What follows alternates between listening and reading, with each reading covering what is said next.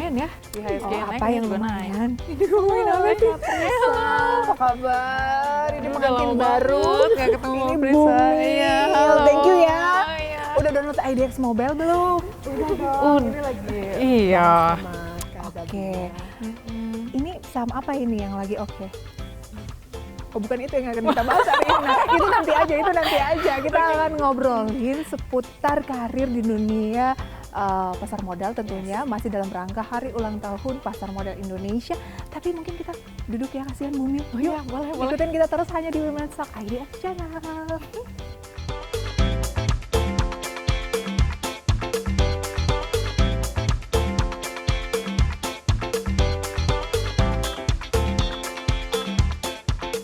Kita akan ngobrol-ngobrol terkait dengan dunia pasar modal tentunya.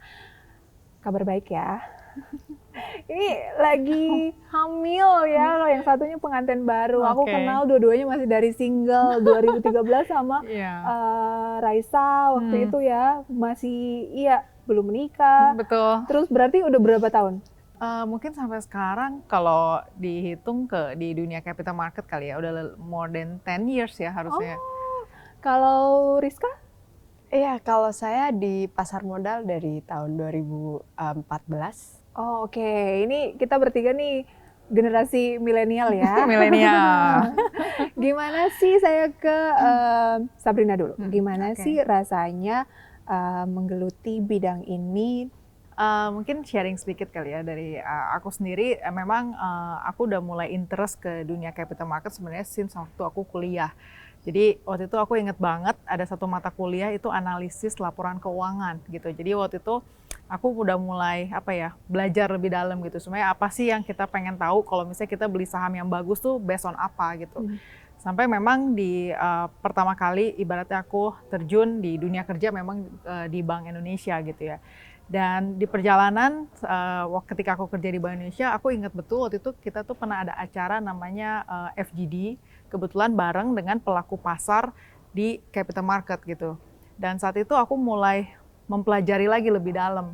Sebenarnya capital market nih, apa sih keuntungan orang terjun di capital market gitu kan.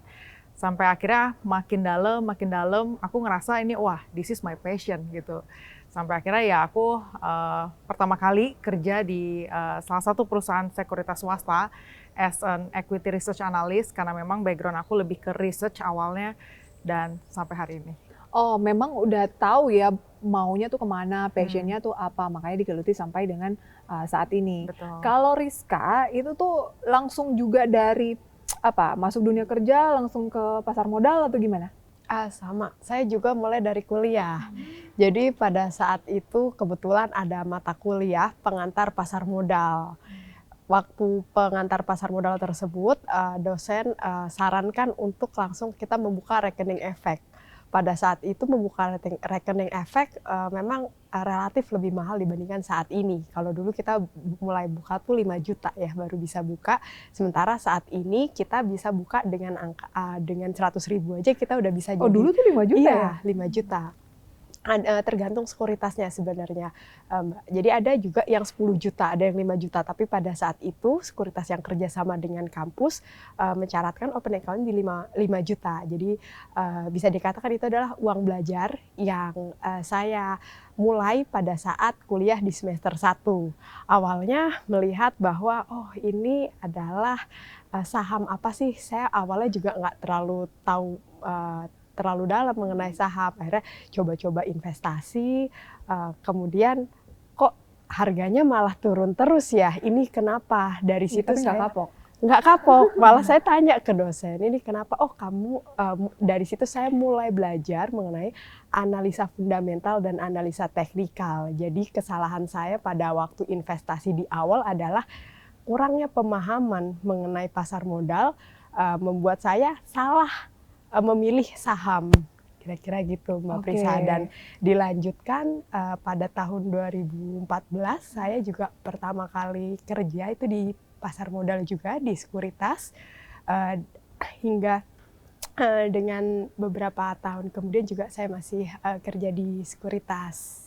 Apa sih suka duka menjadi pengamat pasar modal? Saya kan juga, tapi saya kan lebih banyak lebih bertanya-tanya aja gitu ke para pelaku pasar modal gitu, analis setiap hari. Tapi kan menganalisisnya itu susah nggak sih, Sabrina?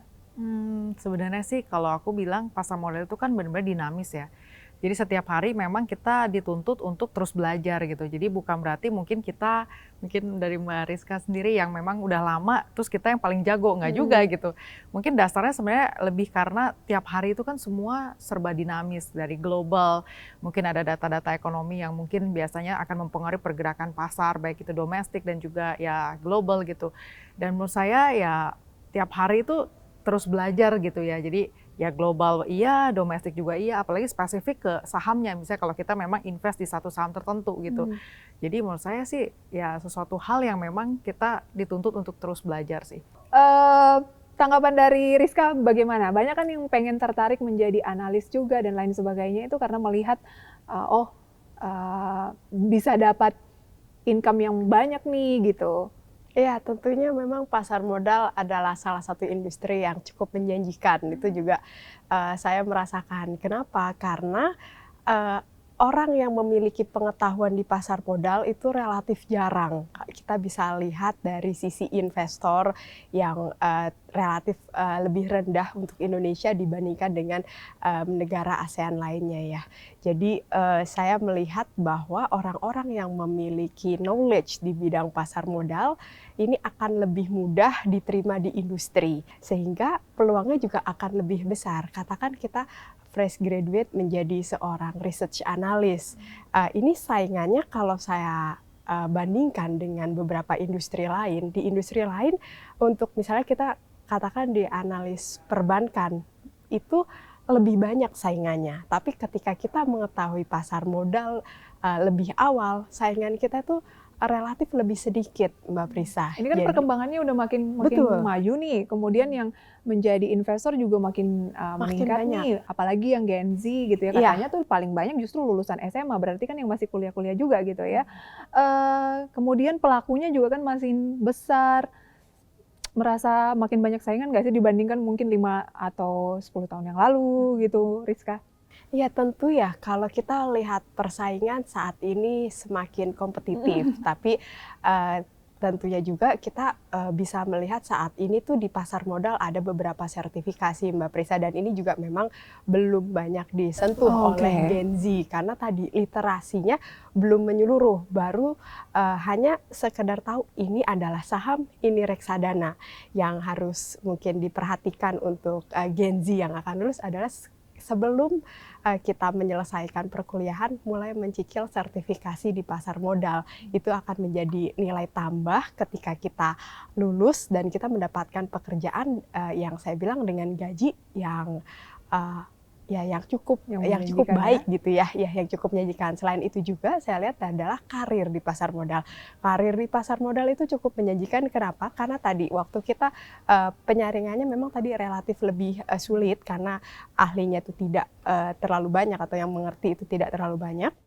Udah ya, kalau Raisa udah 10 tahun, kalau Rizka hampir 10 tahun juga. Hampir 10 tahun juga. Nah, dari sepengamatannya kenapa sih itu tuh apa yang bekerja di industri pasar modal mungkin sekarang sudah meningkat, tapi kalau dibandingkan yang lain kan tetap masih jarang gitu. Apa sih sebenarnya yang perlu kita tingkatkan? Nanti kita bahas lebih jauh, kita jeda terlebih dahulu ya. Dan pemirsa, perbincangan ini akan kami lanjutkan usai jeda pariwara berikut. Tetaplah di Women's Talk.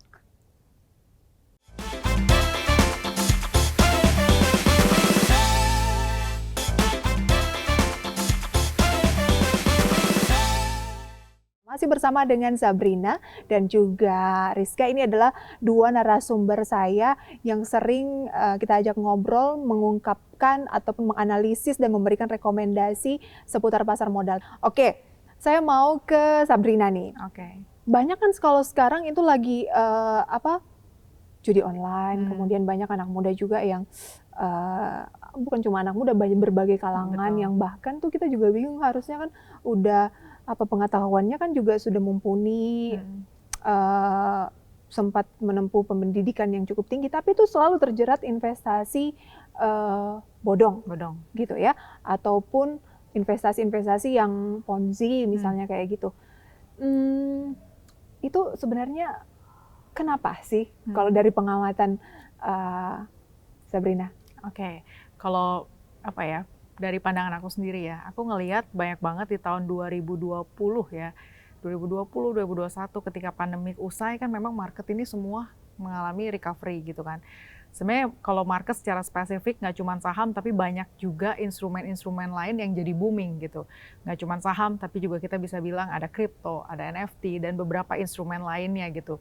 Dimana saat itu banyak sekali anak muda, entah itu gen milenial ataupun gen Z yang ibaratnya tiba-tiba menjadi crazy rich gitu, dan mereka mungkin dari 10 kita bisa bilang ya 8 mungkin ya memang hasil dari investasi yang bisa dibilang ya memang real gitu ya, benar gitu. Misalnya kayak di saham memang kita kenyataannya kan siapa yang nggak tahu gitu waktu saham pertama kali recovery ketika pandemik usai kan memang banyak sekali orang kaya baru yang muncul gitu ya karena adanya efek pandemi tersebut gitu.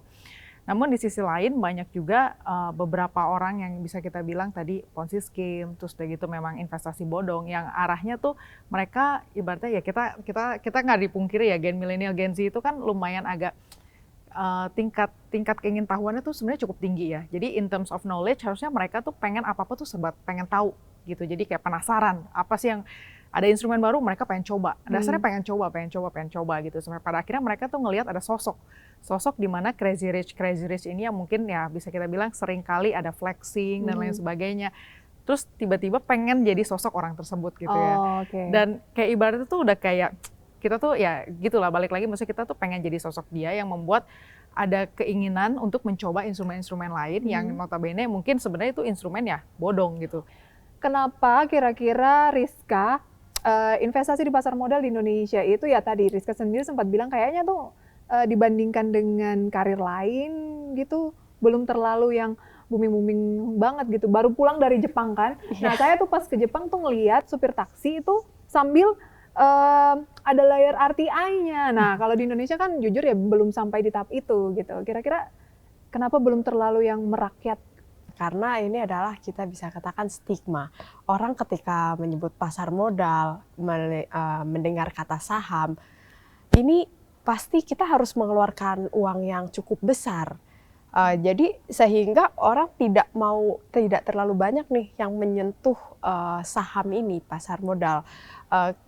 Oleh karena itu kalau kita lihat untuk pertumbuhan investor saat ini saya lihat adalah pertumbuhannya memang meningkat cukup pesat. Tapi kalau dilihat dari persentase investor baru di pasar modal itu paling tinggi adalah generasi milenial di bawah 30 tahun itu yang paling tinggi. Artinya apa? Kita bisa melihat di sini adalah dengan meningkatnya sosial media, informasi jadi lebih mudah didapatkan dan kita juga bisa lihat di universitas saat ini sudah bekerja sama dengan beberapa sekuritas. Biasanya tuh ada kita bisa bilang adalah pojok bursa. Nah, di sini mulai terbentuk edukasinya, mulai orang mengetahui, oh ini pasar modal, ini saham, dan juga kita lihat sekuritas tadi yang awal saya sampaikan, saya investasi pertama kalau mau buka rekening di pasar rekening saham itu minimal 5 juta.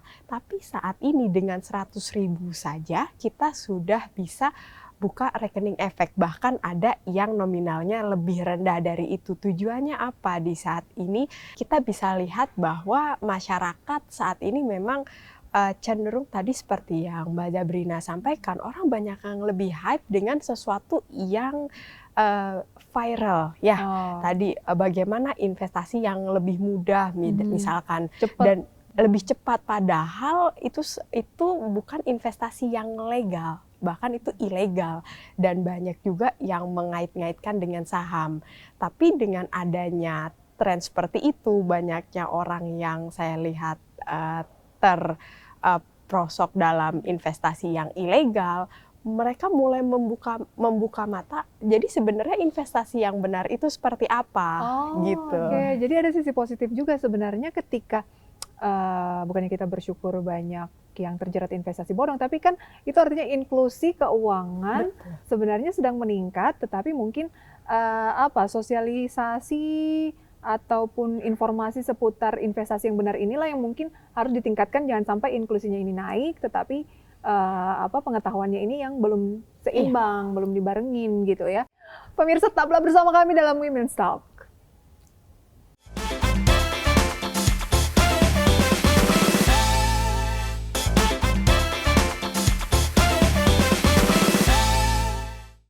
Oke pemirsa, terima kasih Anda masih setia bersama kami dalam Women's Talk dan kita akan kembali berbincang bersama dengan dua narasumber saya yang cantik kali ini ya.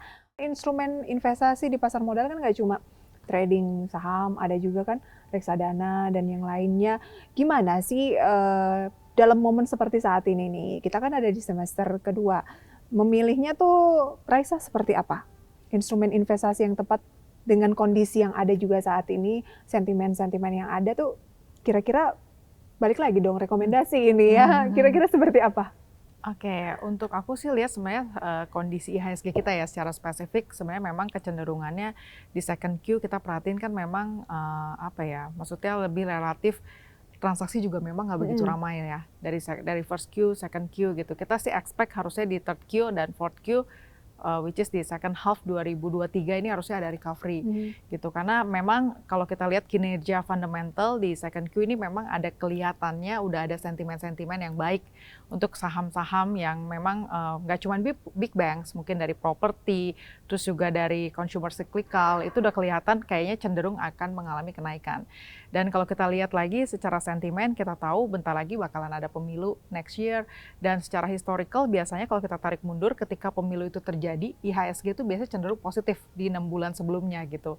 Jadi ya kita sendiri sebagai pengamat pasar modal dan juga pelaku pasar juga, kita punya harapan yang besar lah untuk IHSG kita, karena secara valuasi kita lihat juga IHSG kita dengan potensi sepanjang tahun 2023 kita expect IHSG semoga bisa menyentuh di kisaran level 7.500 di penutupan akhir tahun ini dengan PE di kisaran 11,8 kali. Saya rasa ini masih atraktif ya kalau kita compare to other countries gitu.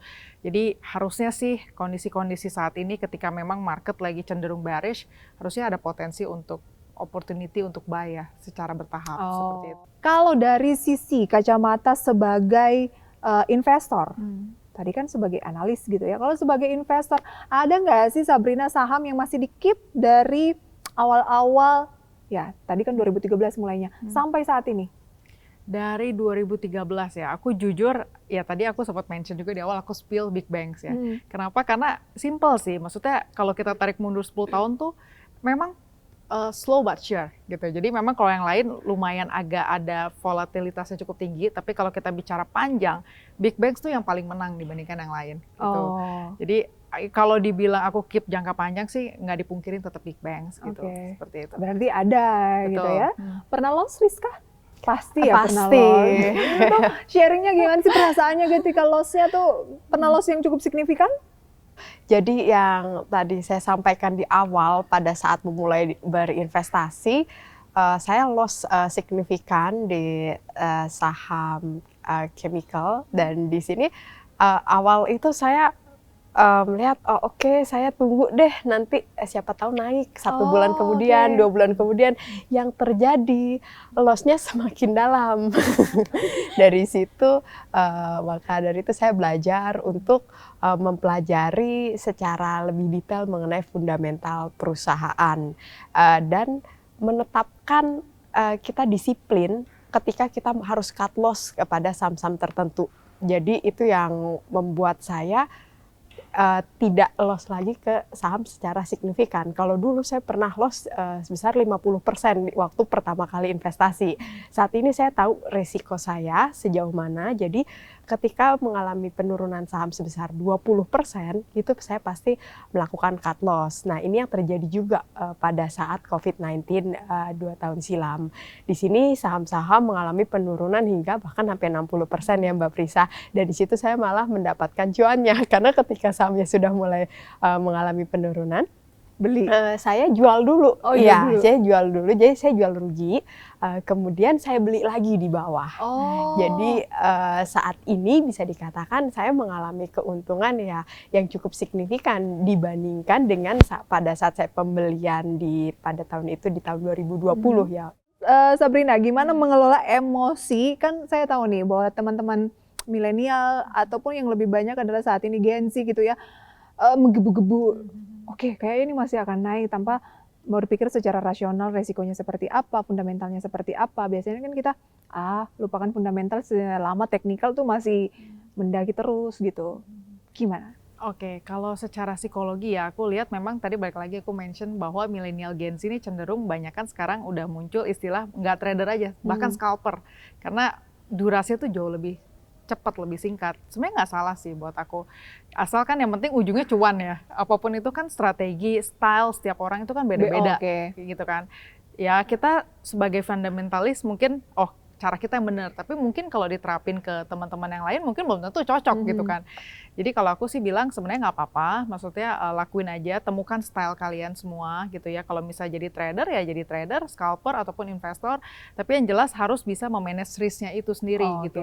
Jadi sejauh mana reward yang kita dapat ini, tapi kita bisa cover risk yang kita pengenin gitu. Jadi ya sesuai sih sama yang tadi Rizka juga sempat bilang gitu ya. Kita harus disiplin gitu. Kalau trader ya harus standby cut loss gitu. Temukan style masing-masing, tidak ada yang paling benar, tidak ada yang salah, tidak ada yang paling ideal, karena ada juga yang menjadi investor mungkin malah lebih untung ketika menjadi trader gitu. Yang trader juga mungkin kalau menjadi investor, ada juga yang kalau jadi trader malah amcong mulu gitu ya, lebih cocoknya tuh medium tolong. Satu lagi nih terakhir, kalau dari kebijakan-kebijakan dari Bursa Efek Indonesia mungkin atau otoritas lain gitu ya terkait dengan pasar modal ini, sudah cukup sudah cukup idealkah, atau kira-kira ada masukan nih dari klien yang ingin disampaikan juga, atau seperti apa? Rizka dulu deh. Ya, kalau saya melihat semakin berjalannya waktu dengan pertumbuhan pasar modal juga yang semakin baik ya, mulai dari investor yang saat ini sudah mencapai 11,4 juta, saya lihat otoritas jasa keuangan, Bursa Efek Indonesia ini perlahan itu tapi pasti dari sisi regulasinya. Jadi benar-benar melindungi kepentingan investor. Berarti cukup ideal ya? Betul, cukup ideal. Kita bisa lihat dari indeks yang diterapkan oleh Bursa Efek Indonesia, di mana saham-saham yang bisa dikatakan saham tidur ya, kita kan sekarang ada saham papan pemantauan khusus. Nah ini kan memudahkan juga untuk investor supaya pertimbangannya lebih jauh nih ketika ada notasi, ada juga saham pemantauan khusus. Jadi udah gitu. ada warning gitu. Warningnya sudah ada. Oke, dari Sabrina? Ya, aku setuju sih. Maksudnya apa yang udah dilakuin OJK dan Bursa Efek harusnya sudah lakuin yang terbaik gitu. Karena kita merasa juga sangat disupport sebagai investor gitu. Baik itu dari sisi market info, dan juga kalau aku lihat itu ada mobile yang baru, apps yang baru launching juga dari IDX gitu ya. Itu kan tentunya bisa memudahkan lah untuk kita sebagai investor gitu. Dan penambahan jumlah company yang listing di Bursa Efek, tentunya company-company tersebut pasti dari sisi regulasi lumayan disupport ya, karena kita lihat juga secara ranking Indonesia itu menduduki peringkat yang lumayan cukup tinggi ya dalam listing company-company di Bursa Efek gitu. Tapi ya mungkin kalau masukan dari klien ataupun investor tetap harus diperhatiin juga ya perusahaan-perusahaan yang listing di Bursa Efek. Semoga harapannya ke depannya memang benar-benar tujuannya memperkaya investor gitu kan, karena kita kan pengennya tujuannya jangka panjang seperti itu. Baik, semoga pasar modal Indonesia ini semakin berjaya, maju terus, jumlah investornya, kemudian juga pergerakan dari marketnya, begitu ya. Nah, pemirsa IDX Channel, demikian Women's Talk Special kali ini. Saya Prisa Samudatu pamit undur diri, sampai berjumpa kembali, bye-bye.